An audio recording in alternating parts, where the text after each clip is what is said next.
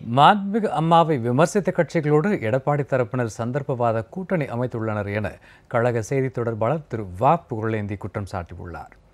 மாண்புமிகு அம்மாவின் 71ஆம் பிறந்தநாள் விழாவையொட்டி தஞ்சை மாநகர அம்மா பேரவை சார்பில் கீழவாசல் பகுதியில் பட்டிமன்றம் நடைபெற்றது.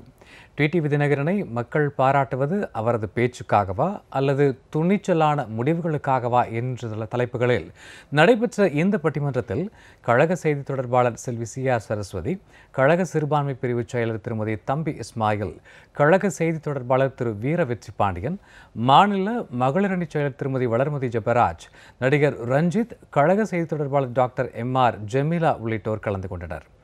பட்டிமன்ற நடுவராக கழக செய்தி தொடர்பாளர் திரு வ. புகழேந்தி இருந்தார். பின்னர் செய்தியாளர்களுக்கு பேட்டியளித்த திரு புகழேந்தி, திருவாரூர் தேர்தலை பார்த்து திமுக, அதிமுக உள்ளிட்ட அனைத்து கட்சிகளும் அஞ்சியதாக தெரிவித்தார்.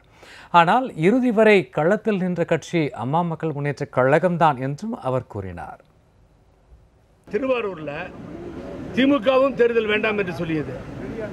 யாருமே ரெடியா இல்லை. கேண்டிடேட்டை அனௌன்ஸ் பண்ணல. Anna DMK ruling party கேண்டிடேட்டை announce பண்ணி கடைசி வரைக்கும் களத்தில் இருந்தது ஒன்லி அம்மா மக்கள் முன்னேற்ற கழகம் தான். களத்தில் இருந்தோம். நாங்கள் தான் தேர்தலை சந்திக்க தயார்னு சொன்னோம். ஒரு மாசத்துல ஒரு எம்எல்ஏ கிடைச்சிருப்பாரா? அவர் பீப்புள் ரெப்ரஸன்டேட்டிவா அந்த குறைகள்லாம் எடுத்து சொல்லியிருப்பாரா? கவர்மெண்ட்டை சொல்ல முடியுமா? இது மாதிரி தேர்தலை கெடுத்தாங்க. கம்யூனிஸ்ட் பயப்படுது, திமுக பயப்படுது, எல்லா கட்சியும் பயப்படுது. ஆனால் நாங்கள் அதுக்கு தேர்தலை சந்திக்க தயார் என்ற நிலையில் இருக்கின்ற ஒரே ஒரு கட்சி.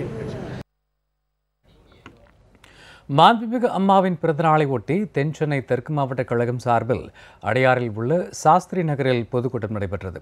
தென்சென்னை தெற்கு மாவட்ட கழக செயலர் வேளச்சேரி திரு எஸ். சரவணன் தலைமையில் நடைபெற்ற இந்த பொதுக்கூட்டத்தில் கழக கொள்கை பரப்பு செயலர் திரு தங்க தமிழ்ச்செல்வன் சிறப்புரையாற்றினார். ஏழை எளிய பொதுமக்களுக்கு, மாற்றுத்திறனாளிகளுக்கும் 3 சக்கர வண்டிகள், பெண்களுக்கு தையல் மிஷின், சேலைகள், 1000க்கும் மேற்பட்டோருக்கு நலத்திட்ட உதவிகள் வழங்கப்பட்டன.